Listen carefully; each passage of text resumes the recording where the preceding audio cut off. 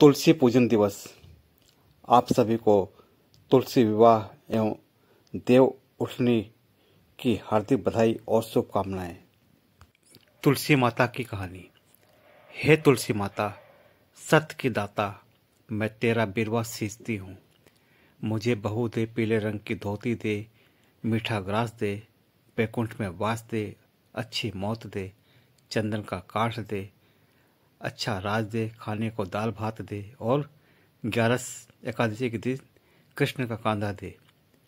बुढ़िया माँ की ये बातें सुन तुलसी माता सूखने लगी। तुलसी माता को यूं सूखते देख भगवान ने पूछा, तुलसी, तुम दिन प्रतिदिन क्यों सूखती जा रही हो? तुलसी माता ने कहा कि बस मेरे मन की मत पूछो। भगवान ने कहा कि मैं नहीं पूछूंगा तो कौन पूछेगा। इस पर तुलसी माता कहती है कि एक बुढ़िया आती है और अपनी बात कहकर चली जाती है। मैं उसकी सभी बातें पूरी कर दूंगी, लेकिन कृष्ण का कांधा कहाँ से लाऊंगी? भगवान कृष्ण बोले कि वह मरेगी तो अपने आप ही कांधा देने आऊंगा। तुम बुढ़िया माई से कह देना, यह बात बता देना। इसके बाद बुढ़िया मर गई। बुढ़िया माई के मरने पर सारा गांव इकट्ठा हो गया और उसका अंतिम संस्कार आने पर उसे उठाने लगे, लेकिन वह बहुत भारी हो गई, जिससे उसकी अर्थी टस से मस नहीं हुई। सभी बोले कि यह तो बहुत संस्कारी थी, बहुत पूजा पाठ करती थी, कोई पाप नहीं किया, फिर यह इतनी भारी कैसे हो गई? बूढ़े ब्राह्मण के वेश में भगवान आए और कहने लगे कि भीड़ कैसी है?